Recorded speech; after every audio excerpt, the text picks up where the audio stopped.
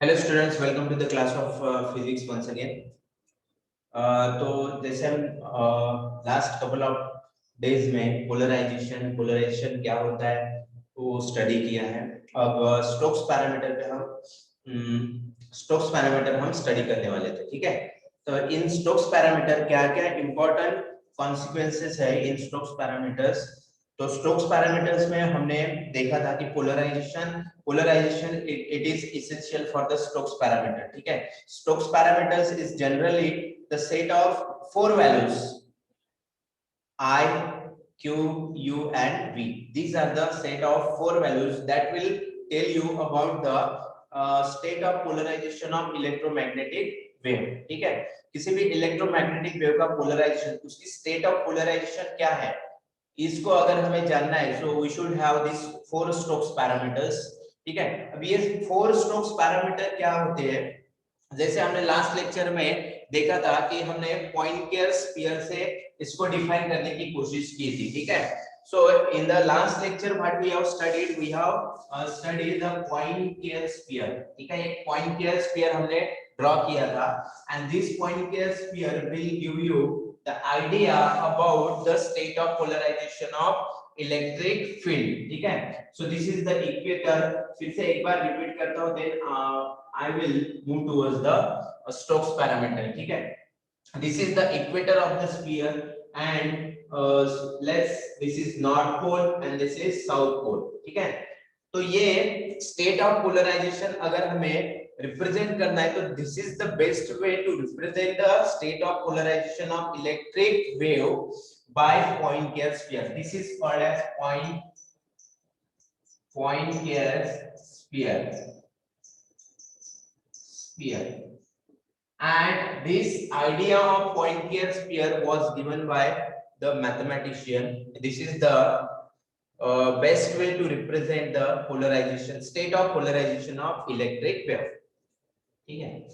so this is the equator and these are the lines which I am drawing here. These are called as latitude lines, ठीक है, and these are the horizontal lines, I will call it as longitude lines, ठीक है। so longitude lines and latitude lines, इस पे हम state of polarisation बता सकते हैं, ठीक है।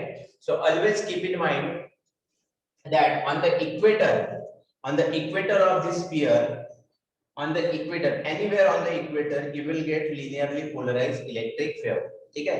तो कहीं पे भी इस इक्वेटर पे आप कहीं पे भी देखोगे, if on the equator line, if you observe, so you will get the linearly polarized electric wave. At the north pole and at the south pole you will get circularly polarized electric wave, but at north pole you will get left circular polarized and at the south pole you will get right circular polarized electrical wave, ठीक है। and anywhere in northern hemisphere of this sphere, northern hemisphere जो कि equator के ऊपर का भाग जिसको हम बोलेंगे नॉर्दर्न हेमिस्फीयर, यहाँ पे और यहाँ पे जो बिलो पोर्शन है that is the southern hemisphere, ठीक है। This is called as northern hemisphere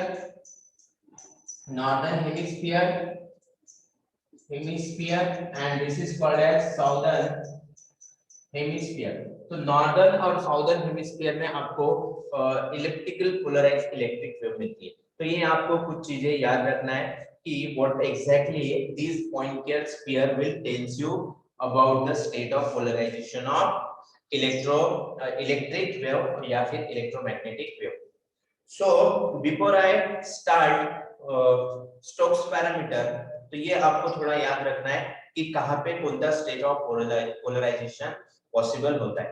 north pole और साउथ पोल पे सर्कुलर पोलराइजेशन होता है and in northern sphere or in the southern sphere you will get the elliptical polarization, and it is also depends on the state of polarization also depends on the tilt angle that we have represented in the last lecture, that is tau, and epsilon it is the angle.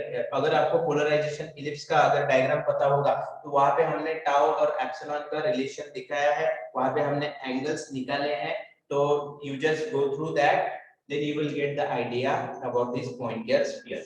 तो actually वहां पे जो diagram थी, तो मैंने यहाँ पे एक पॉइंट कंसीडर किया था, एनी पॉइंट, रैंडम पॉइंट, ठीक है, and with respect to this origin random point जो था यहाँ पे हमारा, let's call it as point P, तो यहाँ पे मैंने एक P point लिया था which is random here, okay, और ये जो distance था इसको हमने latitude बोला था, that is 2 epsilon, और ये जो distance था that we have called it as 2 tau, और ये जो distance था that is 2 gamma, ठीक है, और ये जो एंगल था that we have called it as theta, that is the phase between these two electric wave, ठीक है।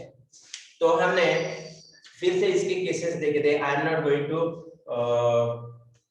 गो into the details of this, क्योंकि प्रीवियस वीडियो में हमने डिस्कस किया। डेल्टा अगर जीरो है then you will get the linearly polarized state or linearly polarized electric field. Delta की value अगर प्लस माइनस है तो there are two possibility, either it will be circularly polarized electrical wave और it is elliptical polarized electrical wave.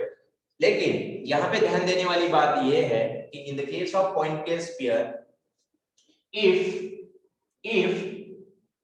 delta is plus minus pi by 2, if delta is equals to plus minus pi by 2 अगर है, so there are two possibilities as I have already said, either this wave will be a circularly polarized wave or either it will be elliptical polarized wave. But this differentiation between the circular polarization and elliptical polarization can be solved by using the angles, tilt angle और epsilon की value कितनी है, इस पे ये कौन सा polarisation है ये हम बता सकते हैं, ठीक है। अब यहाँ पे ध्यान दीजिए, अगर 2 epsilon naught, ठीक है, 2 epsilon naught अगर 90, ठीक है, 2 epsilon naught अगर 90 हो गया, that is epsilon naught equals to 45 degree अगर होगा, ठीक है, तो in this case what you will get, 2 epsilon naught 90 कब होगा, जब ये यहाँ से यहाँ जाएगा 90 पे, ठीक है, मतलब नॉर्थ पोल पे। अगर 2 epsilon naught की वैल्यू 90 हो गई, तो in that case this point will move on the north pole, this point will be in the north pole, अगर वो north pole में अगर है तो in that case you will get circularly polarized electric wave, but we are moving along this direction, the point is moving along this direction, then here you will get the left circular polarization on the north pole. As we will move towards the minus 90, 2 epsilon equals to minus 90 पे अगर आओगे, मतलब south pole पे आओगे, तो अब यहाँ पे आपको मिलेगा राइट सर्कुलर पोलराइजेशन, ठीक है। तो इन दिस केस, तो ये आपको थोड़ा चीजें याद रखना है कि where the circular polarized wave is possible and where the elliptical wave is possible, ठीक है। तो जैसे नॉर्थ और साउथ पोल पे याद ही रखो, ठीक है, नॉर्थ और साउथ पोल पे हमें मिलती है circular polarized wave, at a north pole you will get left circular polarized wave and at a south pole you will get the right circular polarized wave, ठीक है। But what about sir elliptical wave? What about elliptical wave? Elliptical wave हमें northern sphere में मिल सकती है और southern hemisphere में मिल सकती है। नॉर्दर्न हेमिस्फीयर में कैसे मिलेगी, जब 2e equals to 90 होगा, यहाँ पे ये जो पॉइंट है P पॉइंट, अगर ये कहीं पे भी नॉर्दर्न हेमिस्फीयर में है और फेज डिफरेंस तो यही रहना चाहिए, क्योंकि हमने स्टडी किया है कि सर्कुलर या फिर इलिप्टिकल पोलराइजेशन में the phase difference between the two waves should be plus minus pi by 2।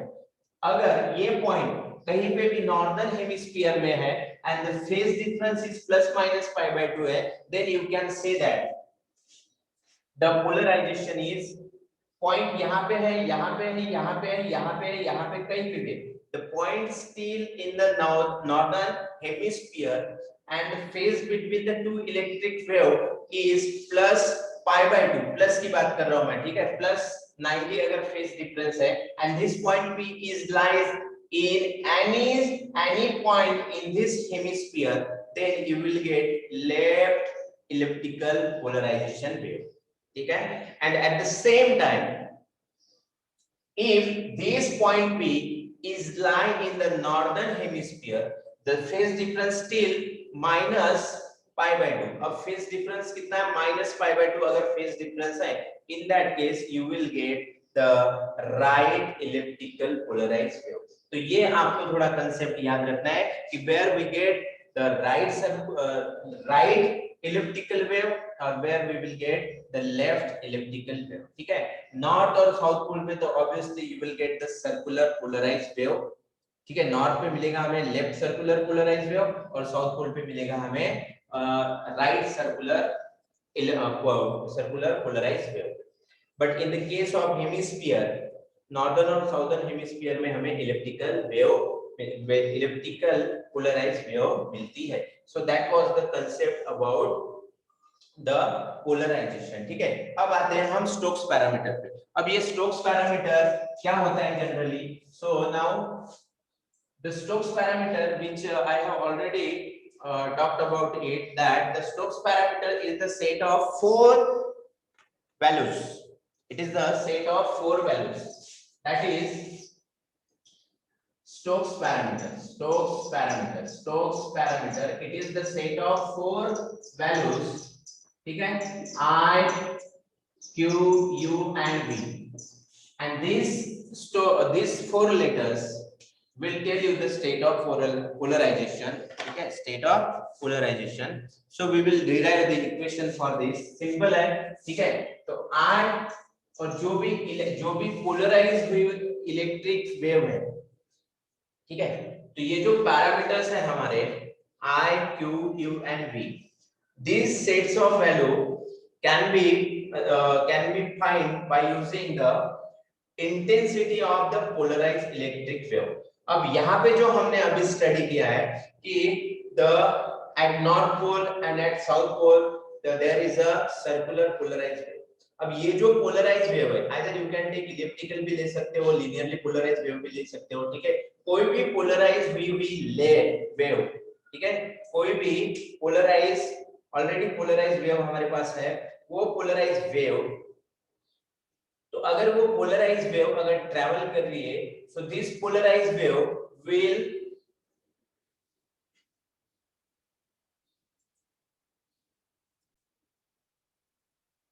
Okay. Now we will move towards the Stokes parameter.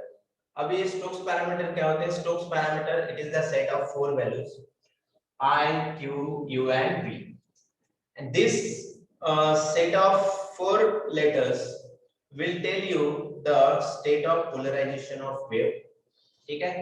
ये तो हमें बताएगा कि उस वेव की स्टेट ऑफ पोलराइजेशन क्या है, and again it will also tell you about the intensity of polarized wave, ठीक है. तो ये जो स्टोक्स पैरामीटर है, that Stokes parameter we can calculate in terms of intensity of the polarized wave, ठीक है. जो भी हमारे पास polarized wave आई है, that is either it will be linearly polarized wave, it will be circularly polarized wave, or it will be elliptical polarized wave. ये जो polarized wave है, इसकी intensity कैसे हम पता कर सकते हैं, by using this Stokes parameter, ठीक है. तो कोई भी अगर polarized wave है, तो obviously it will carry the energy along with that wave, ठीक है. and that energy अगर इलेक्ट्रोमैग्नेटिक वेव में हम स्टडी करते हैं, तो एनर्जी को हम रिप्रेजेंट करते हैं बाय पॉइंटिंग वेक्टर, ठीक है. तो Poynting vector will give you the energy of that electromagnetic wave, ठीक है. तो उस इलेक्ट्रोमैग्नेटिक वेव की जो एनर्जी है, अगर एनर्जी है तो उसके पास पावर भी होगा, ठीक है. तो power is nothing but energy per unit area per unit time, that is called as power. अगर पावर है तो obviously it will have some intensity, और इन टर्म्स ऑफ इंटेंसिटी हम यहाँ पे इन स्टोक्स पैरामीटर को स्टडी करते हैं, ठीक है. The first Stokes parameter is I, and I is nothing but Sx plus Sy. Sir what is this Sx and Sy? Sx is the energy of the polarized wave along x-axis and Sy is the energy of polarized wave along y-axis. ठीक है, तो इन दोनों का addition that will give you the energy, total energy of the polarized wave in a x and y axis. ठीक है, so in terms of sx और sy हमें यहाँ पे पता है. In the last lecture, what we have derived the equation for E1 and E2. अगर आपको last lecture का equation पता होगा, तो last lecture में हमने derive किया था equation E1 और E2 का. E1 is nothing but E naught cos square epsilon cos square tau plus sin square epsilon sin square tau और E2 इक्वल्स टू हमने डिफाइन किया था E नॉट अंडर रूट, ठीक है, sin square epsilon cos square tau plus sin square tau plus into cos square epsilon. ये हमारा last, इसमें हमने ये इक्वेशन को डिराइव किया था. So you just have to look on this equation, क्योंकि ये हमने इक्वेशन डिराइव किया है E1 और E2 का. ठीक है, अब इस E1 और E2 से हम ये वाला Sx और Sy का इक्वेशन निकाल सकते हैं. तो Sx is nothing but E1 square होता है और Sy is nothing but E2 square होता है. So this is the first parameter. You can substitute this E1 and E2 from here. You will get the value of I. The second parameter which I am going to write here is Sx minus Sy. Again you can write this is like E1 square minus E2 square. ठीक है, तो यहाँ से आप second parameter लिख सकते हो Q. The third parameter which is Vu, it is nothing but Sx minus Sy and into tan of 2 tau. अब यहाँ पे जो third parameter है ये थोड़ा आपको याद रखना है, where 2 tau is the angle tan of 2 tau और 2 tau हमें पता है कि ये वाला एंगल, ठीक है, 2 tau. तो ये आपको इक्वेशन याद रखना है कि इसको मैं ऐसे भी लिख सकता हूँ E1 square minus E2 square into tan of 2 tau. तो ये इक्वेशन है, ठीक है. तो V इक्वल्स टू लास्ट वाला parameter that will be Sx minus Sy into tan of 2 epsilon into sec 2 tau. तो ये इक्वेशन आपको याद रखना है. यहाँ पे हम वैल्यू भी पुट अप कर सकते हैं. E1 square minus E2 square will give you tan of 2 epsilon into sec 2 tau. So these are the sets of values that will give you information about the polarization of electric wave. ठीक है, तो ये 4 Stokes parameter. अब ये 4 Stokes parameter, इसको हम ये जो स्टोक्स पैरामीटर हमने यहाँ पे लिखे हैं, that is the Stokes parameter associated with the completely polarized wave. जो waves completely polarized है, ठीक है, इसके पास कोई भी ऐसा कंपोनेंट नहीं है कि जो अनपोलराइज है. कंप्लीटली पोलराइज हुई वेव हमारे पास है. उस वेव के जो स्टोक्स पैरामीटर है वो इस तरह से होंगे and this is your final Stokes parameter. ठीक है, तो स्टोक्स पैरामीटर को स्टडी करने के लिए हमारे पास Poincare sphere, equation of ellipse, polarization ellipse का हमने इक्वेशन निकाला था, वो equation and this Poincare sphere में हम जो पैरामीटर्स यूज कर रहे हैं that parameter you have to keep in mind. और ये 4 इक्वेशंस आपको याद रखने हैं. That is your Stokes parameter concept. ठीक है, so this is all about your Stokes parameter. तो हमारा जो नेक्स्ट लेक्चर होगा उसमें हम फ्रेस्नेल पोलराइजेशन स्टडी करेंगे कि पोलराइजेशन क्या होता है. फ्रेस्नेल वाज अ साइंटिस्ट, उन्होंने एक पोलराइजेशन दिया था इलेक्ट्रोमैग्नेटिक वेव का, वो इक्वेशन और वो फ्रेस्नेल इक्वेशन हम स्टडी करने वाले हैं इन द नेक्स्ट लेक्चर. ठीक है, ओके, थैंक यू.